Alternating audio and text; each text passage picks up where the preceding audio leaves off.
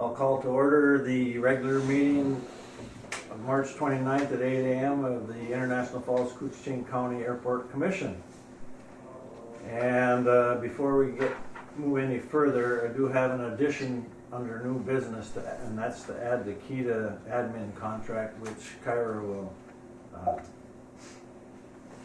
speak to when we get there. And next item is public comment. Anybody in here have public comment before we go to the minutes? All right, we'll move on to the minutes. So February 22nd, 23. Move to approve minutes. We have a motion from Walt. Is there a second? I'll second it. Ricky seconds it. Wait till Vester gets back here so he can vote. Yeah. Any discussion? Just so you guys know, I got back on. No, sorry about that. Oh, Harley's back on. all right, gotcha, Harley. Okay. We have a motion and a second on the minutes. There being no further discussion, I'll call a question. All those in favor signify by the sign. Aye. Aye. Those opposed? Motion carried. You have the financial statements in front of you. Any questions on that?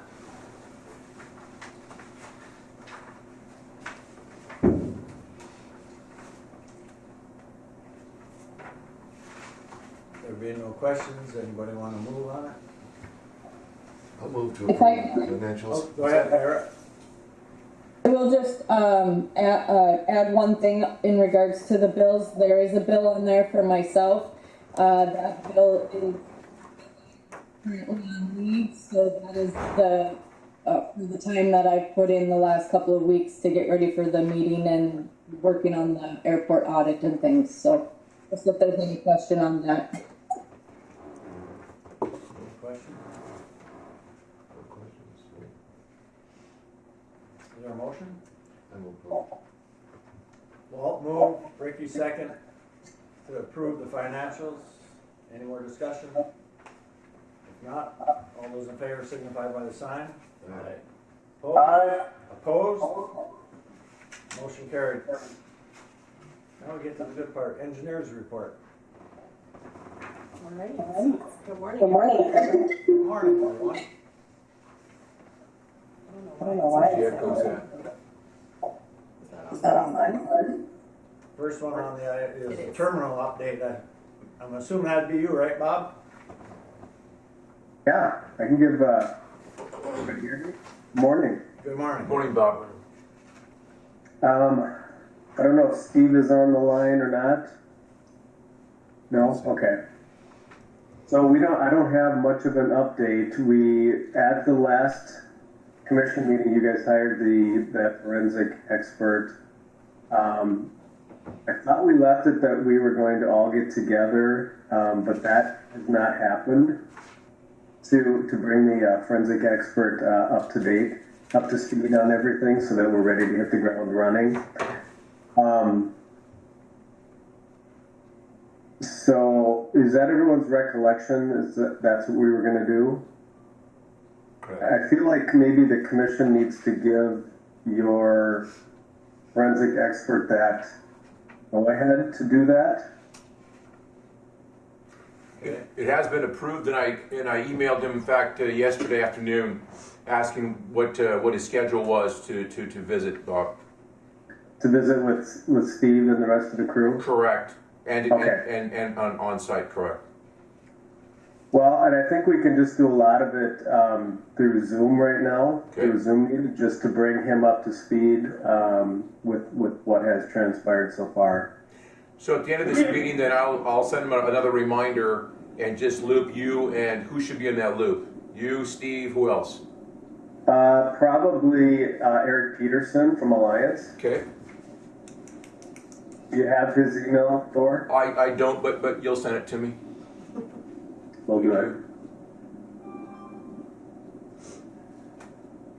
That's all I have.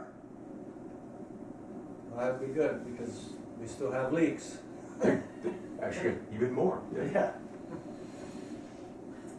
Is there a time frame on this? Good question. The time frame is as soon as the weather warms up. Okay, I mean, the time Yeah. frame on the meeting, or is it, I mean, I think, this weather could change in a week. Really quick. Yeah, I think once Thor sends that email and gets everybody looped in, Okay. you know, have the meeting right away. Super. All right. Sounds good. Thanks, Bob. You bet, thank you. Parking lot rehab. Who gets that one? That's me. All right. Do you care if I go through some of the runway stuff first? Sure. There's not many updates. Okay. So phase 2, nothing, just waiting for punch list items this spring. And then phase 3, we did have a pay application this month for some discrepancies in quantities from last summer. So that'd be pay application 12 in the amount of $2,190.83, which I believe you guys have already approved with the finances. But there is that, and they are again expected to complete punch list items this spring. 422, there's no significant updates there. There has been, Matt Liebens with MnDOT is apparently off, it's my understanding, so we're working with Jason now and hopefully can get an answer on those bond funds and how we can use them and if we can get an extension on them. So still kind of waiting on that from them. Okay. As far as fuel farm relocation project goes, the plans are set to post tomorrow, and then the project bid opening will be April 25th at 11 a.m., which is the day before our next commission meeting, anticipated commission meeting. Is that what the tanks over here are? Is that? Yeah, those are our tanks. Those Yeah. are tanks for the fuel farm? Correct, Oh, yeah, 20,000 gallon Jet A and 10,000 gallon under octane. Perfect. Yeah. They look good. Yeah, they do. Yeah, Not just to awesome. wait for the components, you know. Right so- on. That's great. I didn't know you got them. Oh, I'm sorry. No, that's fine. Cool. I mean, it doesn't matter. We got to put the concrete pad down. Hired fag, I'm looking for, so, a little horse tree. All right. Yeah. Awesome. So with that, the concrete pad part of the project is expected to start in June, so as early as possible. And then that is expected to, we're hoping to fund it with state money, but if not, CARES funds. Okay. For the parking lot project, that will be the mill and overlay of the whole parking lot. A portion of it is considered eligible for funding from the FAA, and a portion of it will be local, also potentially using CARES funds.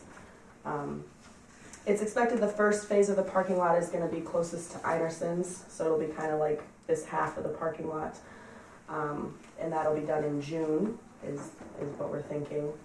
And then we'll wait because summer's pretty busy, so we figured we'd do this side in September. Sounds like a plan. Split it into 2 phases, so there's still some parking here. It's going to be tight, but it'll only be 5 days, hopefully. Sure. That's kind of what the project plan is 5 days maximum, so they can just get in and get out and keep access to the terminal and keep access to Einerson's. They'll do those at night, so. I would think that we'd have to do some pre-planning there to barricade it to try and get vehicles out of there. So, Crazy fishermen, yeah, driving because through you there. know, there's some vehicles that seem to sit there for a very How long about time. They're gonna be gone soon. All the ones along the fence are gonna be They're gonna be gone. We just had a meeting yesterday, so good. we're gonna contribute to Ricky's retirement. It's conflict of interest. Rick, you'll be taken care of. I mean, we're gonna put over. With the parking lot project, that's also expected to post this week for plans, and the bid opening will be April 25th, but at 10 a.m. So 2 bid openings on April 25th to meet that FAA deadline for their grant requests in May. Great. Pavement de-icing applicator equipment, still working with the FAA for approval on that. I know we've approved it in here. We may have to bid it because of the cost, trying to work with the suppliers and determine if we can get stuff on the state bid list or not. So Okay. working on that. So working through those things. I don't think there's any updates on the building area planning study.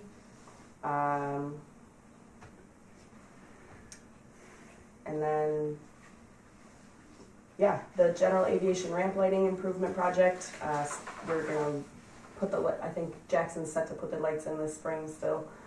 He has all the groundwork done, but it's just been too cold, so that'll be this spring. Imagine that. As far as the TSA improvement project goes, there have been a couple of meetings with DHS and how they're going to supply new equipment or reuse the equipment that they have in order to get the new baggage security system in there. And the local TSA has been included in on those meetings and layout design meetings as well. So we have our architect coming to visit the terminal, hopefully in April, this next month. And then we'll develop a design and bidding schedule with that. So are we thinking of probably doing that in the fall? Yeah, I think we were originally planning to do it this summer, but the FAA is wanted everything on kind of that same schedule for their bill funding, so they want the grant request by beginning of May, and we don't have the layout done yet. Bidding usually takes 4 weeks, so I think we'll probably plan for fall, and I think that probably aligns better with everyone here, so we can have a little less. Yeah, because we always have a Chaos. busy summer, so it would be a good time to try and tear it all apart. Yeah, and it's indoors, so one of the few projects we do it indoors here, so I think that'll be perfectly fine. I think that'll be our plan then.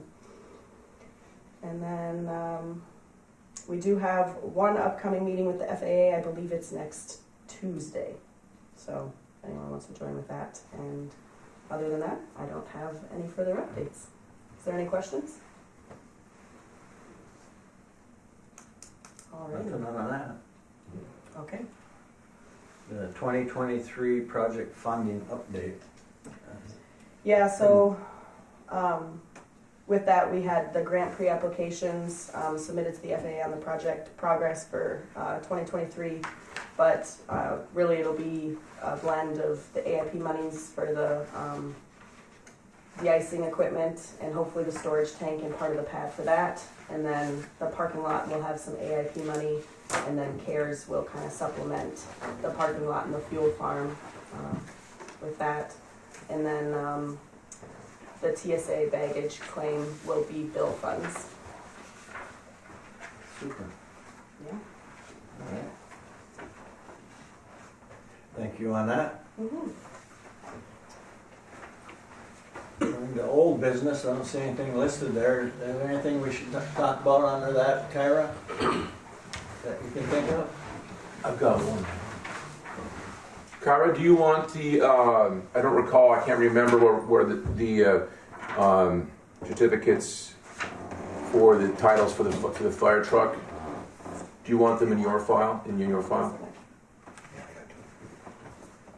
That, I don't have any of the other certificates. I Okay. don't know, well, if No, you we have wanna some. just file with your. Got it, we'll put it in our safe, okay. Thank you. Mm-hmm.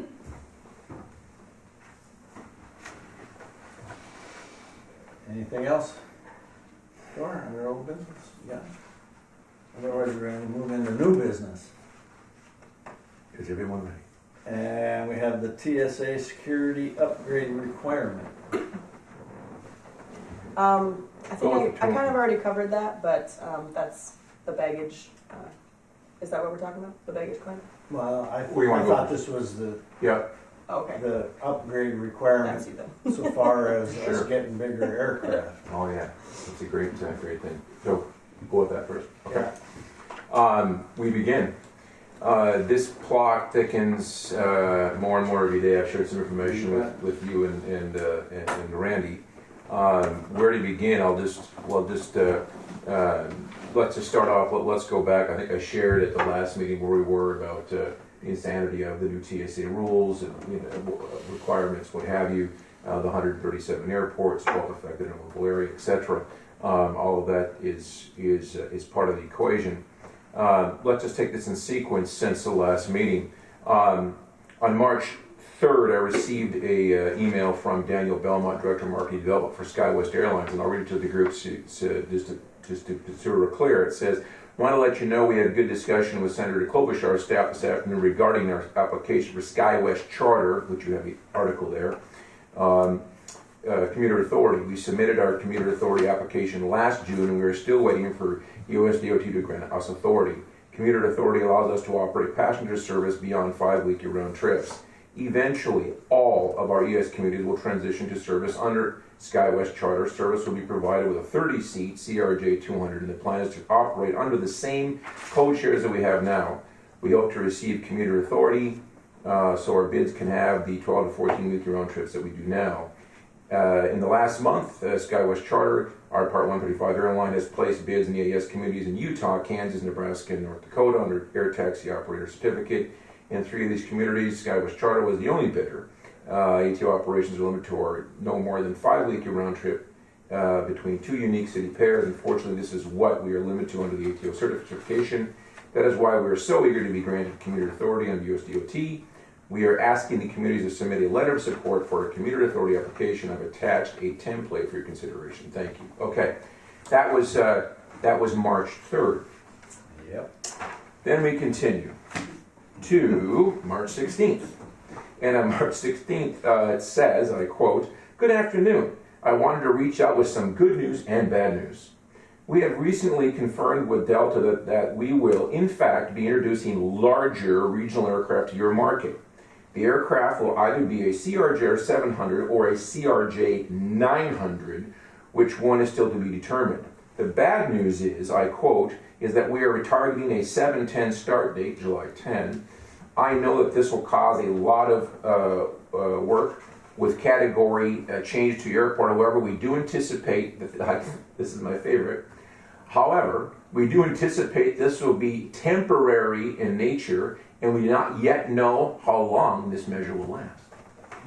Okay, so I sent out a return message to Ted on the same day, on the 16th, and I wrote, "Ted, thank you for the update. When you say we do anticipate this will be temporary in nature and we do not know how long the measure will last, does that mean you are still anticipating going to a 30-seat aircraft at EAS Airport starting in January of 2024?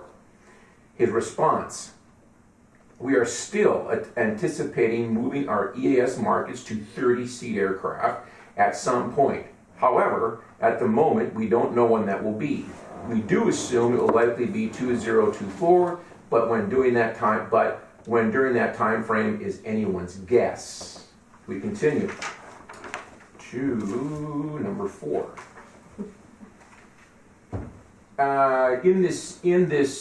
During this time frame in the last month, in the month of March, we have had meetings with Stopper staff, Senator Tina Smith's staff, and Senator Klobuchar's staff. Zoom meetings, go-to meetings, phone calls, etc. And the last sequence of those meetings was with Klobuchar's team, and that was on March 17th. Now you're going to like this. So during the March 17th meeting with Senator Klobuchar's team on board in the Zoom meetings, I had the floor at that time talking, and Steve Wright of Brainerd, Minnesota, just slowly turned his camera on his computer out to his ramp in front of his office, and there was a CRJ 900 taxiing into his gate, which is interesting because the aircraft is 76 seats, and they're at the same classification that we are at. And just like here, we can legally take a CRJ 700 on a maintenance basis or fill in an aircraft, so we can legally, by TSA rules, we can legally turn that aircraft now anytime as long as it's not scheduled, just like the Sun Country flights at 184 seats. So that was kind of an impact on the Klobuchar team, frankly, because I just narrated while he does. I think Steve's going to show us something here. There it was. I said, there's the example. Literally, as we're sitting, they're literally, performing secure in that aircraft at Brainerd. So I thought that was a pretty entertaining, shall we say. In this whole mix, we learned from the Bemidji airport manager, Karen. She asked on a session that she was having just with her team and her TSA people.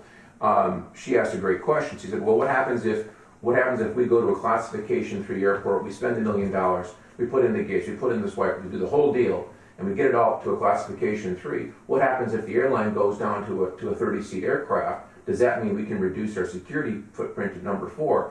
And TSA quoted, "We don't know. We don't know that." So that's something to keep in mind, that it's pretty Well, interesting. another interesting thing too is in your first one where he was requesting us to write a letter, Yes, and then the other guy comes back and says, don't bother sending the letter, it's not gonna do any good. correct. Yeah, exactly. Yeah, good point. Very good point.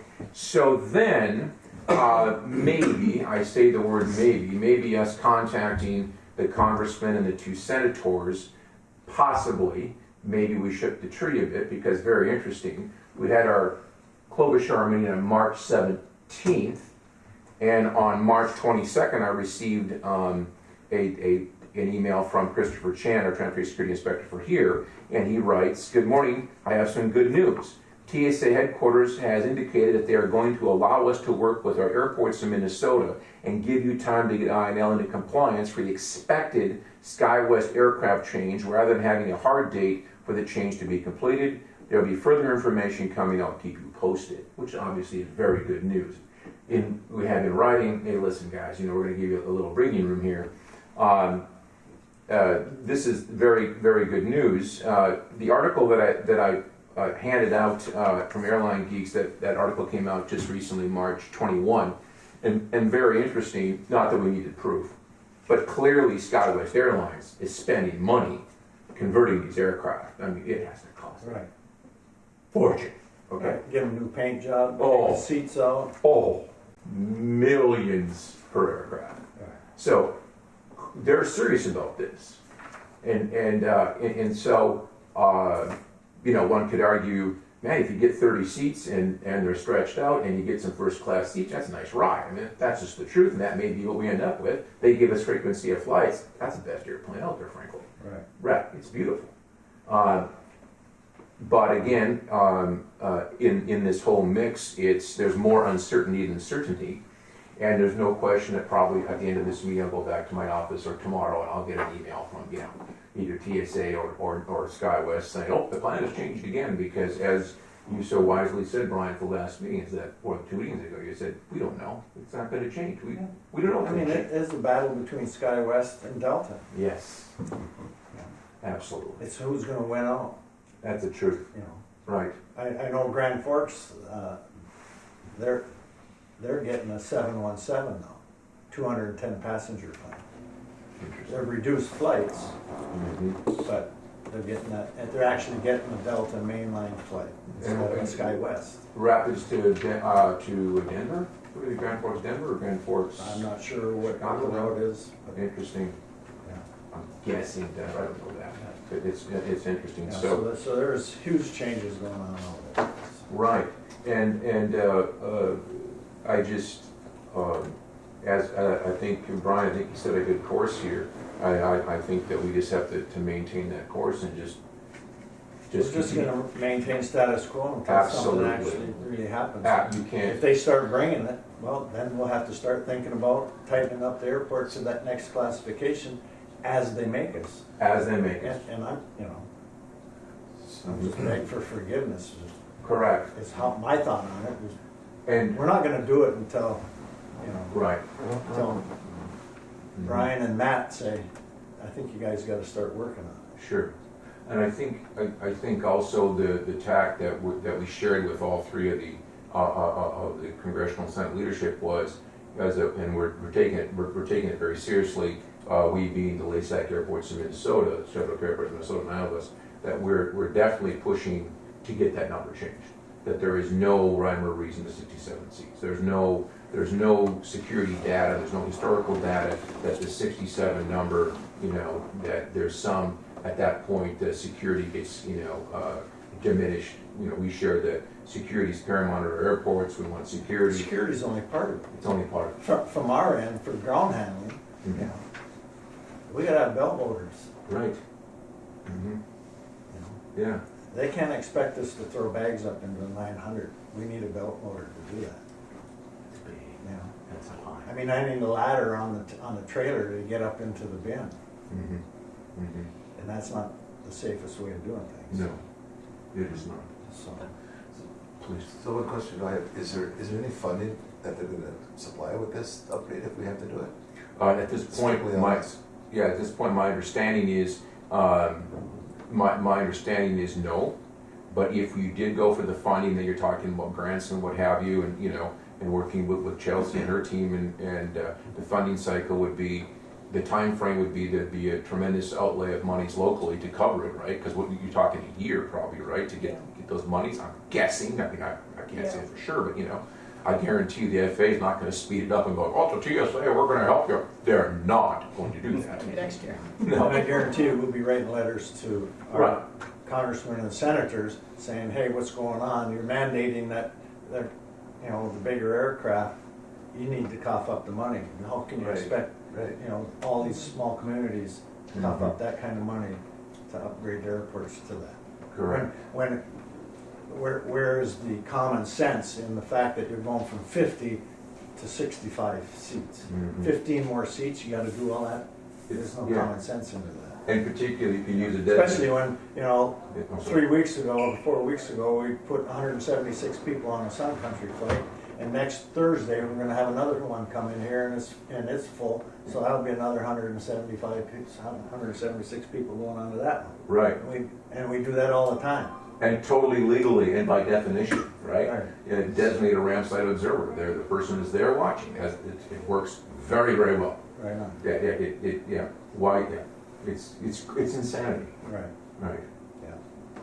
But, yeah, that's all I have. If there's any more questions about the TSA upgrade, that's where it's at, it's in limbo. It's, right. And, We just keep getting goodies. That's all we do, yeah, we just keep, right, you know, it's just the plot just, all it does is thicken, it's just, you know, there's no direction to it, it's really interesting. Yeah. So, And it's the same thing from our end, from our unified bosses, Delta bosses. they don't know. They can't give you a straight answer either. No, and not purposely, right, they don't know. No, they don't know either. Yeah. Yeah. Mhm. Interesting. I'll continue on, shall I roll the manager report, or should I wait for?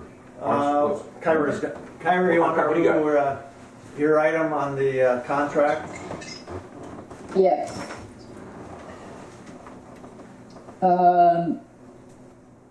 So in working on the airport audit, I usually go through all of the contracts to verify that they're not out of date and whatnot. And while I was going through the KEDA airport administrative contract, that contract expires December of 23, so it's still good until the end of the year. However, I noticed in there that and there should be an annual wage increase for that. And looking back, that it was not done in 2022.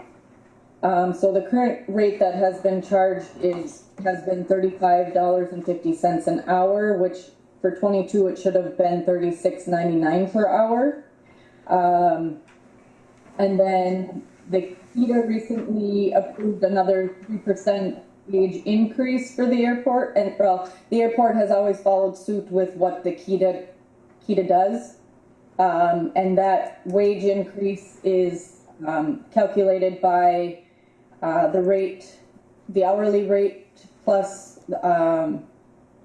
the benefits and payroll taxes and everything, and then there's a percentage that is charged back to the airport. So with that, for the 2023 year, the wage would increase to $38.96 per hour. So my recommendation would be to get the rates up to speed for 22, and the difference for that would be $1,211.38.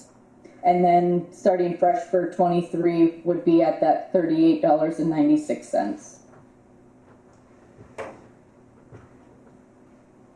What's the wishes of the commission?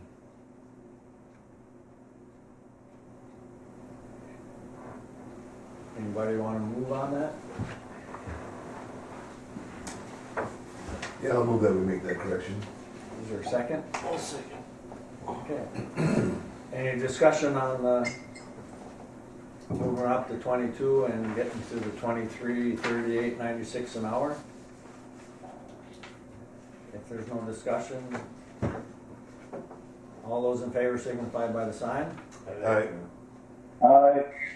Opposed? Motion carried. You can make that happen, Kyra. Thanks for catching that, Kyra. Yes, thank you.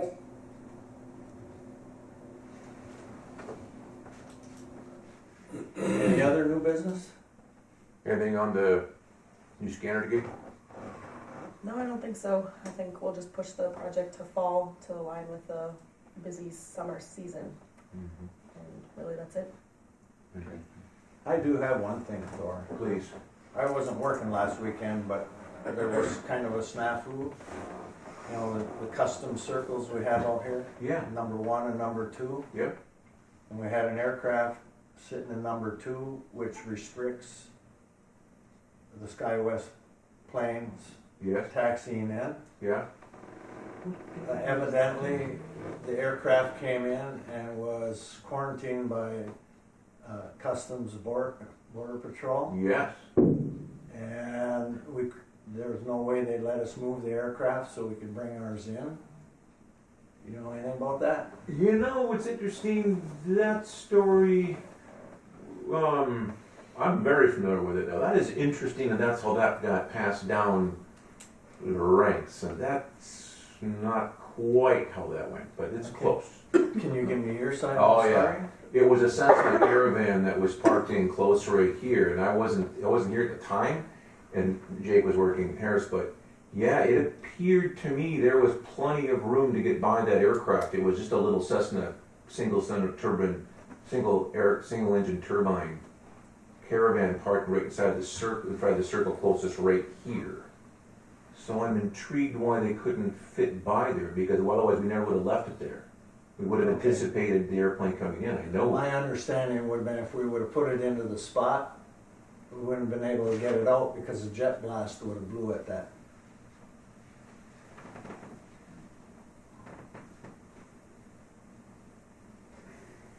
Possibly? I'll talk to Harris for sure. I'll ask him. Yeah, Yeah. you know, I want to get it straight. For sure. Because what they ended up doing was parking the plane further out where we couldn't use the jet bridge. Did And they walked ask? the people in and walked them out. Did they ask Harris or ask us to move the airplane? I wonder. It sounded like they asked if that plane could be moved. And Customs had a lot, you know, I guess, Really? there was, put it this way, it was Mhm. a very suspect plane Oh yeah. and the people on it. Yeah, for sure. 100% for I mean, sure. because I guess they had, Eight. you know, Yeah, a there- lot of people, a lot of Customs There people was out a there. unique situation. But to me, even still, I would think if we wanted that aircraft moved, why can't you lock it up We and would move have it? easily. Instantly would have brought Could that have moved over. it to the other customs We spot. could even move it closer to the building or over to the number 1 customs spot. Oh, I'll have to But answer I think today. between you and I, we need to get with the head customs guy, Yeah, so if it ever happens again, absolutely. because if they wouldn't have got it moved, supposedly there was, the next aircraft coming in had wheelchair people on it, Mhm. and without being able to use the jet bridge, that plane wouldn't have been able to come in. Was Randy working that day? No, he wasn't. No. So he's getting a second hand. Saturday maybe? Saturday, Yes. yeah. Mhm. In fact, I have pictures of it. Yeah. I came out of the woods. But I would like to find out why it would not be able to be moved. Correct.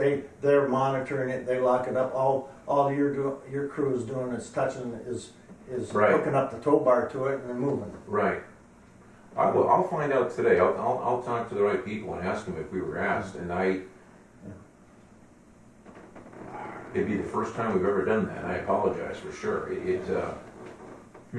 Very interesting. Yeah.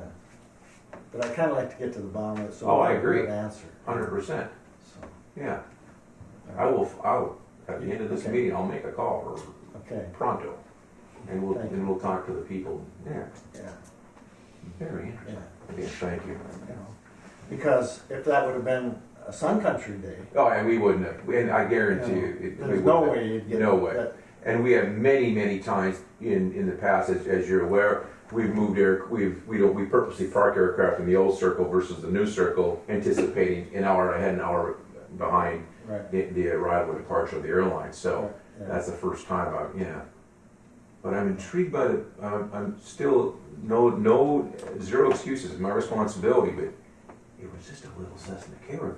You know, it wasn't a jet, it was a little, it was literally parked right next to the building, right It was there. parked right by the It building. was 'Cause parked I right by remember the building. seeing it when I came There in, and is it's like, something, that's a closed parking spot there for whatever I'm reason. not sure. And if I wasn't, And if you weren't here, Randy wasn't you know, here, right? I, We would have hooked down to the tug and moved it in 3 minutes. It would have Right. taken, literally, we would have went to and the if customer it center. was closer to the building out of that circle, Right, I wouldn't think, our CRJ jet blast would have affected it.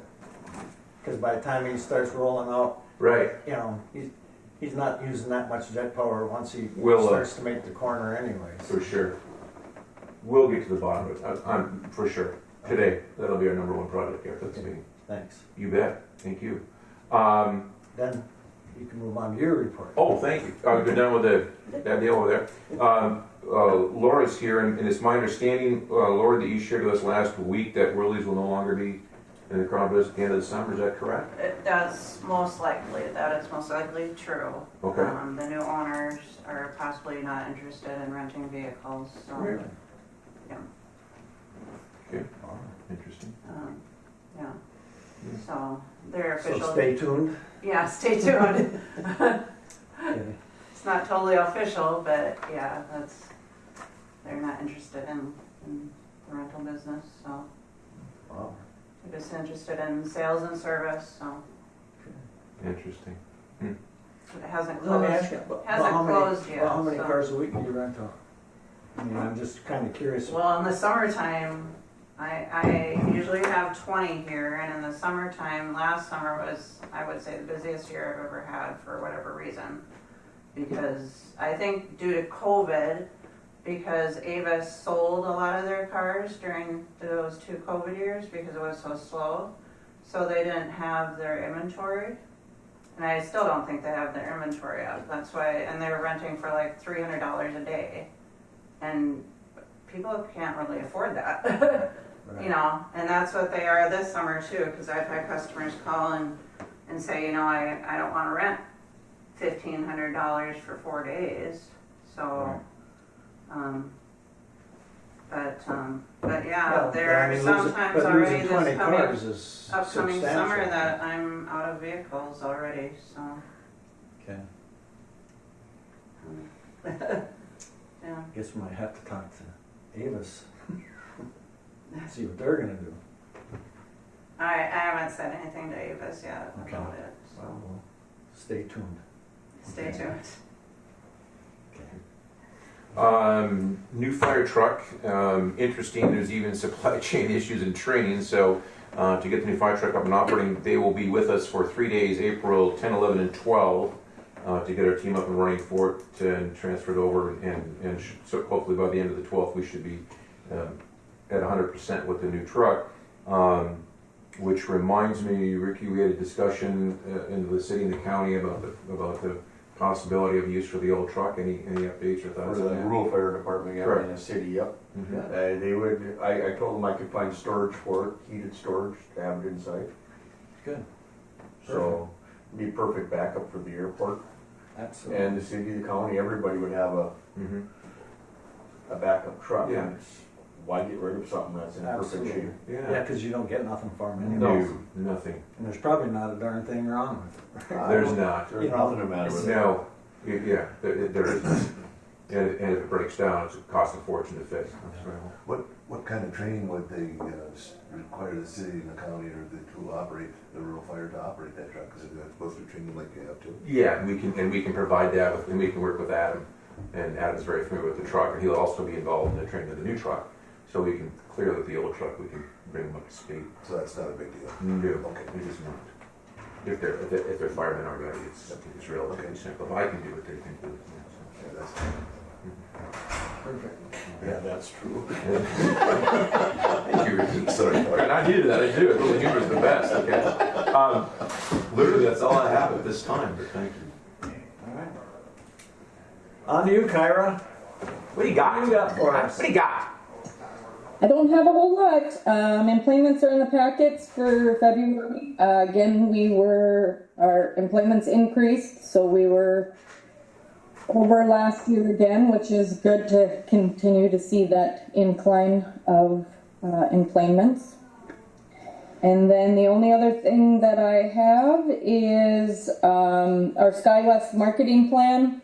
So last year, SkyWest had given us roughly $20,000 to do a marketing plan, and that wrapped up. And then I have a meeting at 10 o'clock today with the marketing rep to look at doing another marketing program for that.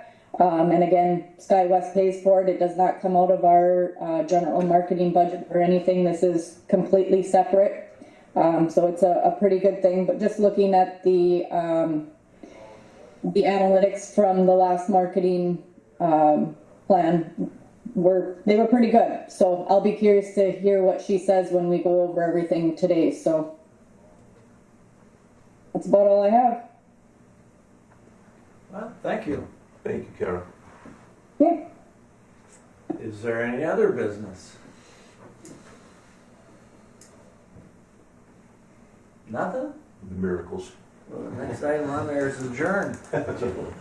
Oh, we got a date for the next one, what are we doing? Next, when are we meeting again, Kyra? Kara, tell us. Not even writing out. There was something that Chelsea had Just, to. yeah, after the 25th. Okay. After the 25th? Yeah. Yeah, that works for me too, because I'm gone. The 26th? That works. That works for me, anyone? No? I won't make it. Wednesdays are bad. Thursdays are normally the best here. Huh? 26th is good for me. Harder? No, I got There? a meeting on 26. I won't make it either. I can make it, that's not a problem. Got quorum then That anyway. gets a quorum, right? 3 of us. No, that's fine. I gotta be in Duluth on 26th. Yeah. We'll plan on the 26th, Kyra? Okay. At what time? 8 a.m.? There you Sounds like a plan. go. Thank you. Thank you, everyone. Thank you.